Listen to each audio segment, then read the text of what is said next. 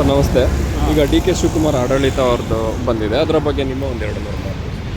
ನಮಗೆ D K Shivakumar ಬರಲಿ, ಸಿದ್ದರಾಮಯ್ಯನವರ ಬರಲಿ, ಆಡಳಿತ ಚೆನ್ನಾಗಿರಬೇಕು, ಜನಗಳಿಗೆ ಅನುಕೂಲ ಮಾಡಿಕೊಡ್ಬೇಕು, ಎಲ್ಲ ಜನರಿಗೂ ಅನುಕೂಲ ಮಾಡಿಕೊಡ್ಬೇಕು. ಈಗ ಜನಗಳಿಗೆ ಅನುಕೂಲ ಅಂದರೆ ಈಗ ಗೃಹಲಕ್ಷ್ಮಿ ಎಲ್ಲ ಮಾಡಿದರು, ಅದೆಲ್ಲ ಉಪಯೋಗ ಆಗುವಂಥದ್ದು ಇಲ್ಲ ನಮಗೇನೇ ನಷ್ಟ ಬರೋಂಥ? ಅದು ಒಂಥರ ನಷ್ಟ, ಕೆಲವ್ರಿಗೆ ಉಪಯೋಗ ಆದರೆ ಕೆಲವ್ರಿಗೆ ನಷ್ಟ ಆಗುತ್ತೆ. ಇದರಿಂದ ಸುಮ್ಮನೆ ಟ್ಯಾಕ್ಸ್ ಅದು ಇದ್ರಲ್ಲಿ ಜಾಸ್ತಿ ಮಾಡ್ಕೊಂಡು ಹೋಗ್ತಾರೆ, ದುಡ್ಡು ಎಲ್ಲ ರೇಟ್ಗಳನ್ನ ಜಾಸ್ತಿ ಮಾಡ್ಕೊಳ್ತಾರೆ. ಇವು ಸರ್ಕಾರ ಹೆಸರುಗೋಸ್ಕರ ಏನಂದರೆ ಎಲ್ಲ ರೇಟ್ನ ಜಾಸ್ತಿ ಮಾಡಿ ಆ ದುಡ್ಡನ್ನು ತೆಗೆದು ಇಲ್ಲ ಅನಿಸ್ತಾರೆ. ಈಗ ಎಲ್ಲ ಬೆಲೆ ಏರಿಕೆ ಆಗಿದೆ, ಅದು ಬಂದ್ಬಿಟ್ಟು ಈ ಬಸ್ ಫ್ರೀ ಎಲ್ಲ ಮಾಡಿರೋ ಕಾರಣಕ್ಕೆ ಈ ಥರ ಆಗಿದೆ ಅಂತ ಒಂದು ಹೇಳಿಕೆ ಇದೆ, ಅದರ ಬಗ್ಗೆ? ಹೌದು ಸರ್, ಖಂಡಿತ ಇದನ್ನು ಭರಿಸ್ಬೇಕಂದ್ರೆ ಅವರು ಇಲ್ಲಿ ಈ ಖರ್ಚನ್ನ ಭರಿಸ್ಬೇಕಂದ್ರೆ ಬೇರೆ ರೇಟ್ನ ಜಾಸ್ತಿ ಮಾಡಬೇಕು. ಅದೇ ಜನಗಳ ಥರ ಮೇಲೆ ಹೊರ ಬೀಳುತ್ತೆ, ಅದು ಜನಗಳಿಗೆ ಗೊತ್ತಾಗಲ್ಲ. ಅದು ಇಂಡೈರೆಕ್ಟಾಗಿ ನಮಗೆ ಹೊರ ಬೀಳ್ತದೆ ಅಂತ ಗೊತ್ತಾಗಲ್ಲ. ಏನು 2,000 ಸಿಗ್ತಾಯಿದೆ ಗೃಹಲಕ್ಷ್ಮಿಲಿ, ಇಲ್ಲ ಬಸ್ಸಲ್ಲಿ ಫ್ರೀ ಸಿಗ್ತಾಯಿದೆ ಅಂತ ಓಡ್ತಾ ಇರ್ಬೋದು ಜನಗಳ ಖುಷಿಲಿ. ಬಟ್ ಅದಕ್ಕೆ ಖರ್ಚು ಅವ್ರ ತಲೆ ಮೇಲೆ ಇಂಡೈರೆಕ್ಟಾಗಿ ಬೀಳ್ತೈತೆ ಅನ್ನೋದ್ರ ಬಗ್ಗೆ ಯಾರಿಗೂ ಅರಿವಿಲ್ಲ. ಅದು ಸ್ವಲ್ಪ ಯೋಚನೆ ಮಾಡಿದ್ರೆ, ಅವರು ಪೂರ್ತಿ ಯೋಚನೆ ಮಾಡಿದ್ರೆ ಎಲ್ಲ ರೇಟ್ಗಳು ಜಾಸ್ತಿ ಆಯ್ತು. ಏನೇ ಒಂದು ವಸ್ತು ಖರೀದಿ ಮಾಡಿದ್ರೆ ರೇಟ್ಗಳು ಜಾಸ್ತಿ ಆಯ್ತು ನೋಡಿದ್ರೆ ಅಲ್ಲೇ ಗೊತ್ತಾಗುತ್ತೆ. ಯಾಕಂದರೆ ಉದಾಹರಣೆಗೆ ಡೀಸೆಲ್, ಪೆಟ್ರೋಲು ಅದನ್ನು ಜಾಸ್ತಿ ಮಾಡಿದ್ರೆ ಆಟೋಮೆಟಿಕ್ ಎಲ್ಲ ಪ್ರೈಸು ಜಾಸ್ತಿ ಆಗುತ್ತೆ. ಹೌದಲ್ವಾ? ಹೌದು. ಅದೇ ರೀತಿ ಅದು ಹೊರೆ ಎಲ್ಲ ಯಾರಿಗೆ ಬೀಳುತ್ತೆ? ಜನಗಳ ತಲೆ ಮೇಲೆ ಬೀಳುತ್ತೆ. ಹೌದು. ಆ 2,000 ಜೊತೆಗೆ ಇನ್ನೂ 2,000 ಹೋಗಿರುತ್ತೆ ಜನಗಳದ್ದು, ಅದು ಅರಿವಿಲ್ಲ ಅವ್ರಿಗೆ. ಈಗ ಆ ಹೊಣೆ ಬಂದ್ಬಿಟ್ಟು ಜನರಿಗೇನೆ ಬರುತ್ತಾ ಇಲ್ಲ ಸರ್ಕಾರದ ಮೇಲೆ ಬರುತ್ತಾ?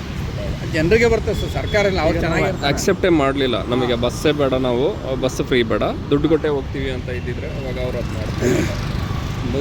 ದುಡ್ಡು ಕೊಟ್ಟೆ ಹೋಗ್ತೀವಿ ಅನ್ನೋದ್ರೆ ಕೆಲವರು ಓಡಾಡೋರು ಇಲ್ಲ, ಅದ್ರ ಬದಲು ವಿದ್ಯಾರ್ಥಿಗಳ ಅನುಕೂಲ ಮಾಡ್ಕೊಳ್ಳಿ, ಓದೋದಕ್ಕೆ ಎಜುಕೇಷನ್ಗೆ ಏನೋ ಸಪೋರ್ಟ್ ಮಾಡಿದ್ರೆ ಸರ್ಕಾರದವರು ಅದನ್ನು ನೆನೆಸ್ಕೋತಾರೆ. ಬಡ ವಿದ್ಯಾರ್ಥಿಗಳವರೆಲ್ಲ ನೆನೆಸ್ಕೋತಾರೆ, ಚೆನ್ನಾಗಿ ಉಪಯೋಗ ಆಗುತ್ತೆ ಅವ್ರಿಗೆ ಎಲ್ಲ ಈ ಪ್ರೈವೇಟ್ ಖಾಸಗಿ ಶಾಲೆಗಳು, ಖಾಸಗಿ ಕಾಲೇಜುಗಳು ಮಾಡಿಬಿಟ್ಟು ಎಲ್ಲ ರೇಟ್ ಜಾಸ್ತಿ ಮಾಡಿದ್ದಾರೆ ಅವ್ರಿಗೆ ಫೀಸ್ಗಳು ಅಂತ. ಅದೆಲ್ಲ ಸರ್ಕಾರನೇ ಅದಕ್ಕೆ ಜವಾಬ್ದಾರಿ. ಅದಕ್ಕೆ ಅದ್ರ ಬದಲು ಅದನ್ನೇ ಬಡ ಮಕ್ಕಳಿಗೆ ಇಲ್ಲ ಬಡವರಿಗೆ ಎಲ್ಲ ವರ್ಗದ ಜನರಿಗೂ ಅದು ಯಾರು ಬಡವರಿಗೆ ಇರ್ತಾರೆ ಅದನ್ನ ಸರಿಯಾಗಿ ಗುರುತಿಸಿ ಅವ್ರಿಗೆ ಅನುಕೂಲ ಮಾಡಿಕೊಟ್ರೆ, ಅವ್ರಿಗೆ ಸಹಾಯ ಮಾಡಿದ್ರೆ ಅವರು ಉತ್ತಮವಾಗಿ ಚೆನ್ನಾಗಿ ಓದೋವಂಥ ವಿದ್ಯಾರ್ಥಿಗಳು ಸ್ವಲ್ಪ ಮೇಲೆ ಬರ್ತಾರೆ. ಇದೇ ನಾನು ಈಗ ಅದೇ ನೀವು ಹೇಳಿದ ಪಾಯಿಂಟೆಲ್ಲ ಜನಕ್ಕೆ ಬಂದ್ಬಿಟ್ಟು ಇದು ಒಂದು ಎಲ್ಪೋ ಇಲ್ಲಾಂದರೆ ಕೊಡ್ತಾ ಇರೋದು ಅವ್ರ ಕಡೆಯಿಂದ. ಒಂದು ಕಾನ್ಸ್ಟಿಟ್ಯೂಷನ್ ಪ್ರಕಾರ ಕರೆಕ್ಟಾಗಿ ನಡೀತಿದೆಯಾ ಸರ್ಕಾರ, ಇಲ್ಲಾಂದರೆ ಊರಲ್ಲೆಲ್ಲ ಅದೇ ಕಾನ್ಸ್ಟಿಟ್ಯೂಷನ್ ಪ್ರಕಾರ ಇದೆಯಾ ಅನ್ನೋದು ಒಂದು ಸರ್ಕಾರನ. ಆಗಿಲ್ಲಾಂದರೆ ಜನಕ್ಕೆಲ್ಲ ಫ್ರೀ ಕೊಡೋದು ಏನೇನು ಇಲ್ವೋ ಅದ್ರ ಬಗ್ಗೆ ನಮ್ಮ ಸರ್ಕಾರದಿಂದ ನಾವು ಕೊಡ್ತಾ ಇದ್ದೀವಿ ಅನ್ನೋದು ಸರ್ಕಾರ. ಕಾನ್ಸ್ಟಿಟ್ಯೂಷನಲ್ಲಿ ಎಲ್ಲೂ ಈ ಥರ ಇಷ್ಟೊಂದು ಆಫರ್ ಕೊಡಬೇಕು ಅಂತ ಎಲ್ಲೂ ಬರೆದಿಲ್ಲ ಕಾನ್ಸ್ಟಿಟ್ಯೂಷನಲ್ಲಿ.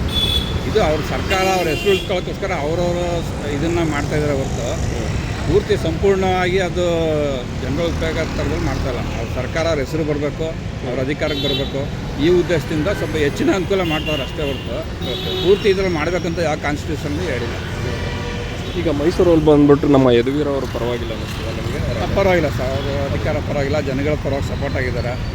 ಜನಗಳಿಗೆ ಎಲ್ಲ ಪಬ್ಲಿಕ್ ಜೊತೆ ಬೆರೀತಾರೆ. ಯಾವುದೋ ಸಮಾರಂಭ ಇದು ಅವರೇ ಹಿಡಿದು ಕೆಲಸ ಮಾಡ್ತಾವ್ರೆ.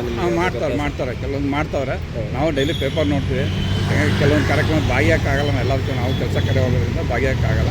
ನಾವು ಪೇಪರ್ ನೋಡ್ತಾ ಇರ್ತೀವಲ್ಲ, ನಾವು ಮೊದಲು ಇರೋ ಅಧಿಕಾರಕ್ಕೆ ಹೋದರೆ ಇವರು ಜನಗಳ ಜೊತೆ ಬೆರೀತಾರೋ ಇಲ್ವೋ ಅನ್ನೋದು ಸ್ವಲ್ಪ ಇದಿತ್ತು. ಈಗ ನಾವು ಪೇಪರ್ ಡೈಲಿ ನೋಡೋದ್ರಿಂದ ಎಲ್ಲ ಒಂದು ಸಮಾರಂಭದಲ್ಲೇ ಅವರು ಜನಗಳ ಜೊತೆ ಬೆರೆತು ಕಷ್ಟ ಸುಖನ ಹಂಚ್ಕೋತಾ ಇದ್ದಾರೆ. ಅದ್ರ ಬಗ್ಗೆ ಸಪೋರ್ಟು ಮಾಡ್ತಾರೆ.